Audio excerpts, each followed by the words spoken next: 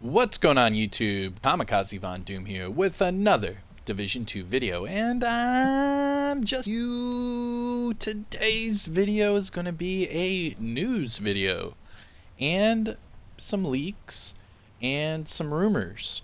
So I hope you enjoy this. It's going to be kind of like a discussion video, but we're going to discuss how the Division 2 and the Division Heartland are not going to be showcased at this year's E3 slash Ubisoft Forward, and also the leaks of the code name Battlecats, which is a upcoming game that features not only Splinter Cell but Ghost Recon and The Division.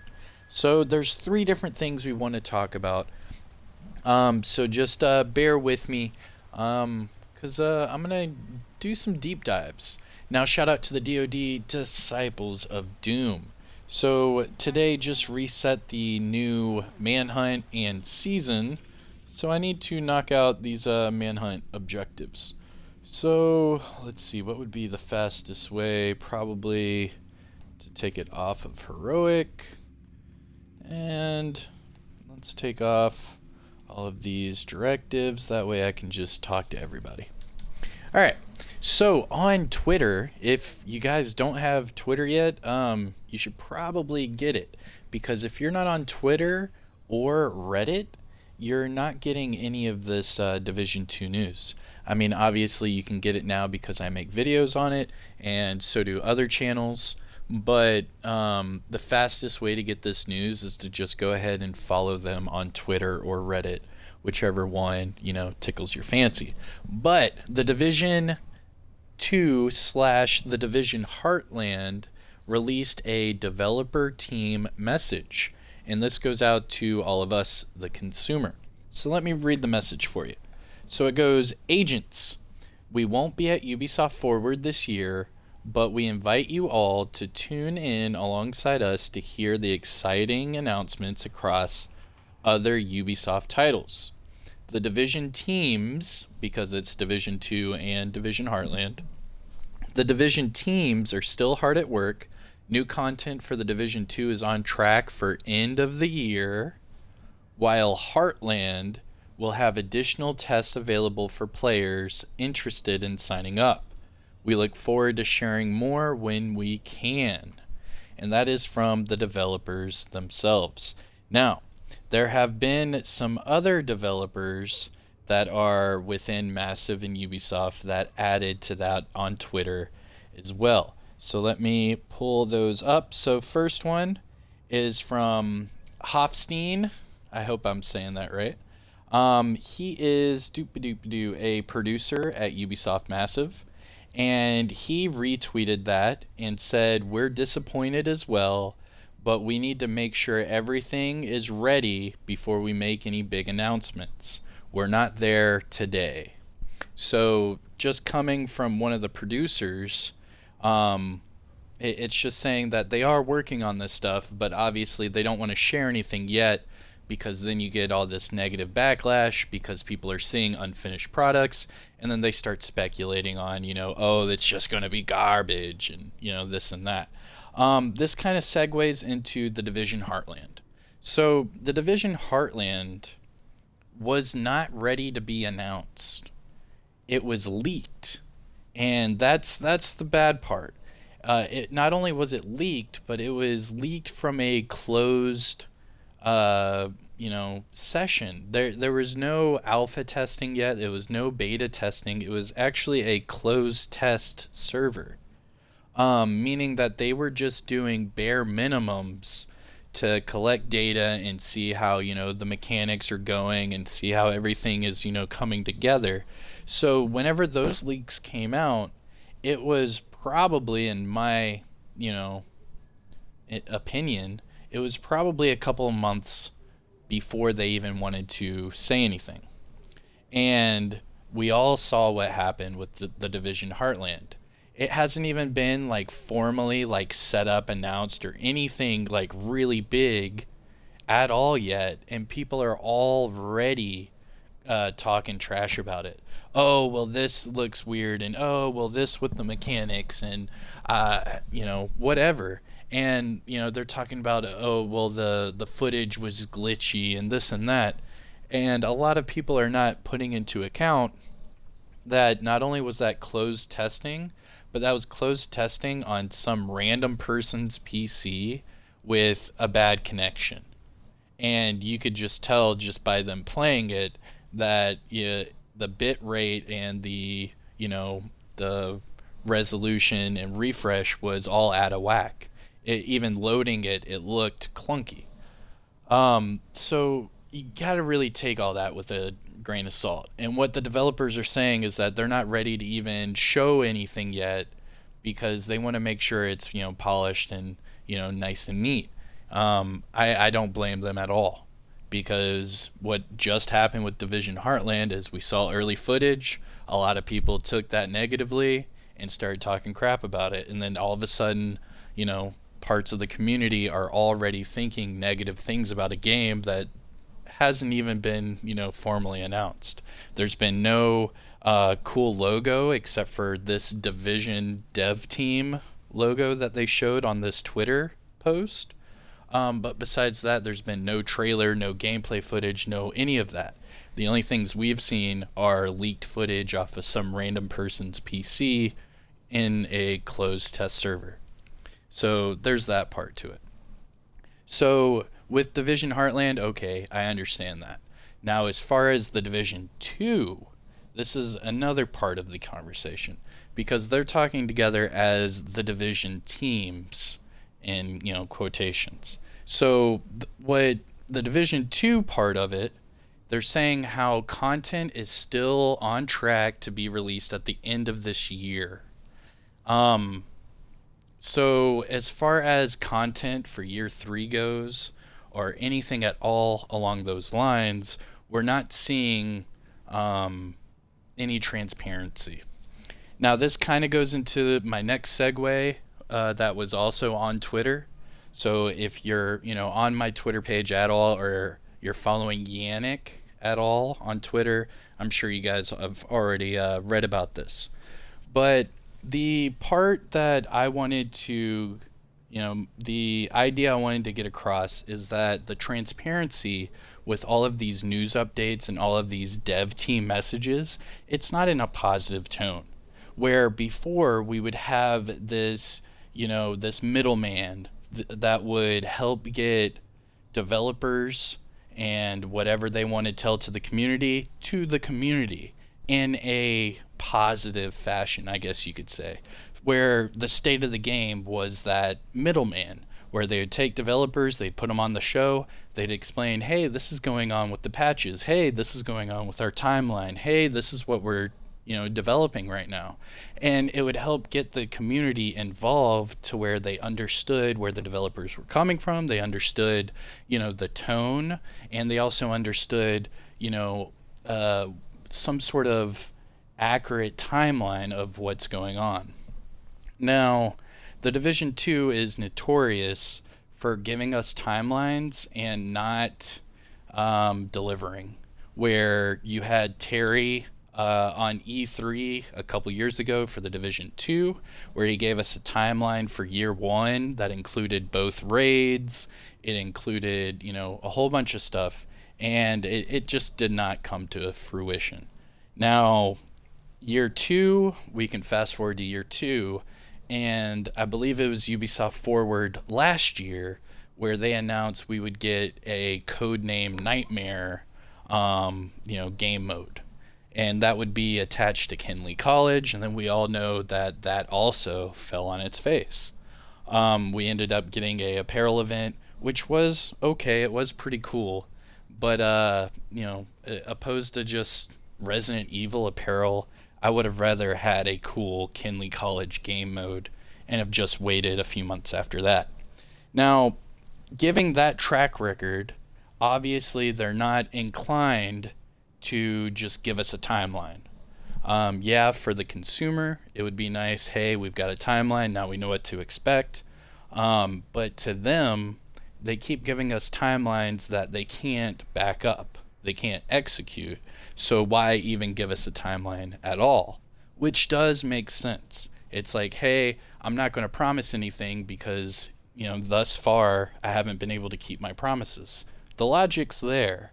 However, it makes the community, divided. It hurts the community where the lack of information begins to spawn, I wouldn't say fear, but doubts, where now we're doubting, what's going on. I'm getting comments on my channel like, are they even making content? Obviously, they're making content. They're just telling us that it's not going to be ready until the end of the year. And because of that, it seems like they're not going to talk to us until the end of the year. Where this segues into my Twitter post.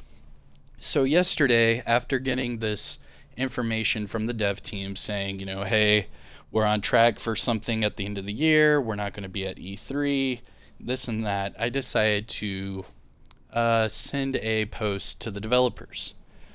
More importantly, Yannick, because he's the acting director for The Division 2, and I also tagged Terry Spire because he is the director for The Division Heartland. And I said, on a serious note, will we ever see community engagement on the same note as State of the Game? Or is that type of community engagement not going to come back? Meaning, the middleman was State of the Game. Hamish Bode led that. He was a great, anchor for that. And it brought together different aspects of the community, whether it be the, hardcore gamers, the content creators, the streamers, the cosplayers. Everybody in the community would turn in and listen to State of the Game because that was coming from the developers. That was coming from, Hamish and Yannick, and it really got the community involved with the developers, and it began to spark this relationship between the two, where right now, because Hamish has moved on and they haven't done a State of the Game since last December, it's almost been it has been 6 months since their last State of the Game. So this question to them is basically like, are we going to get anything like that back again? Because as a community, and even as a content creator myself, just hearing nothing for months does spark worrisome. It's like, what's going on here? Like, are you guys even going to say hi to us? Because, side note, they did not name a Ubisoft star player for the Division franchise this year. That's the first time they haven't done that in, I believe, 5 years. Because they did that with the first Division as well, where every year they would take someone from that franchise and they would be a Ubisoft star player for that year to represent that part of their community. And for some reason this year, the Division franchise has 0 Ubisoft star players, which is pretty weird because that goes to a lot of different people. I know there's a photographer, and she got Ubisoft star player. There's a cosplayer that got Ubisoft star player. I mean, there's so much different parts of the community that are qualified to become a star player, and for some reason they left out the Division this year as well. And it just seems that with this lack of communication from State of the Game, that this is just white noise to us now, and for the player base, it's not that great. Obviously, a lot of us are hardcore gamers, and we're going to be playing this game, day in and day out until the new content comes. But for the average, Joe or Jane, obviously they're going to be like, yo, this game's dead. They're not talking to us. Nothing's coming up. It's just the same old grind. And yeah, on paper, they're right. We're getting 0 communication, and since December, there's been no State of the Game to kind of get the community interaction that you would normally see from these developers. So with that, I made that Twitter post, and Yannick actually replied. And here's what Yannick said. I surely hope so. It's still too early to share details on what we're working on, but that doesn't mean there shouldn't be any interactions at all with the community. We are still looking for a community developer to take up that mantle. So, Dun dun dun! Breaking news. If you want to be the next Hamish Bode and you want to be the next face of the state of the game, they have the job listing on Twitter. All you have to do is go to my Twitter. It's the pinned tweet, and go to Yannick's reply, and he actually posted the job listing for that community manager job position. So the only caveat is the job posting is for Sweden. So if you live in the Sweden area or you're able to move to Sweden, I would definitely apply for the job, and you could be, the next State of the Game host. That would be pretty rad. For myself, I told Yannick on Twitter that, I do carry a lot of the qualifications for that position. However, I live in the United States, and I'm not trying to just pick up my family and go to Sweden. You know what I mean? I mean, maybe if they did like some sort of like, like Zoom aspect or like streaming aspect where we could all jump on like a stream call and have like a cool State of the Game that way. But as far as me going to Sweden and doing that, that's a no-go. But if you want to, the job listing is up and it is still available. So check that out. You can actually apply and work for, Ubisoft Massive. All right. So let's see here. We talked about the Division Heartland. We talked about the Division 2. Now it's time for code name Battlecats. Now the reason why I say code name Battlecats is because this is not going to be the actual game title. Just like how the Summit was codenamed Skyscraper, just like how Heartland was codenamed Reaper, this Battlecats leak is just a code name. It's a developer code name, therefore they don't, accidentally leak anything. So whenever people are like, oh, Battlecats, it's like, yeah, but what does Battlecats actually mean? It's obviously a working title. However, it is a pretty cool leak.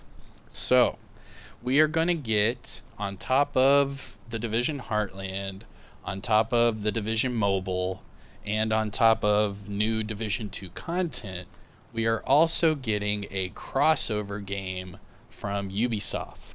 This is going to include the Division franchise.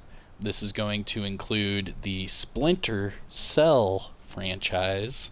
And it's going to include the Ghost Recon franchise. So what this is it's going to be a PvP competitive game. So think of it, the way they describe it from the leaks is, think of it like Overwatch. It's supposed to be a first-person shooter with a game mode that is really similar to Overwatch. And I believe it's called Convoy or Escort, something like that. Where, and if you've played Overwatch, you know all about this, where two teams are on a map. One team is escorting a convoy, and the other team is trying to attack and take over that convoy. So that's the game mode that has been leaked thus far. And there is another game mode that was leaked that sounds a lot like Kill Confirmed from Call of Duty, where you kill an enemy, the enemy will then drop a token. You grab that token, and as long as you stay alive for 30 seconds afterwards, you'll be able to collect that token, and those points will go to your team. And infiltrate their complex. A lot of peacekeepers are dead because Keena's been There we go. using Conley. Find her and make it Alright, count. so for Battlecats, it's going to have those three different franchises cross over into one. We're going to have this PvP first-person shooter, and two of the game modes that have been leaked, this like escort game mode, and then this like kill confirmed game mode.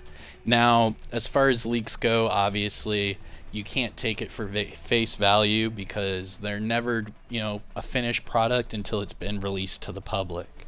even when it comes to beta testing and PTS, test servers, it's not the final product. So you still can't take any of that at face value. You have to take it with a grain of salt. So with that being said, the whole Battlecats thing, it is kind of cool and interesting. I would play it. But as far as, seeing the screenshots and all that have been leaked, I'm not too convinced. It kind of looks like a multiplayer or a mobile. It kind of looks like a mobile game from the screenshots. But then again, if it's anything like Overwatch, obviously they're going to want it on all platforms. That way they can get some sort of like esports, direction with it.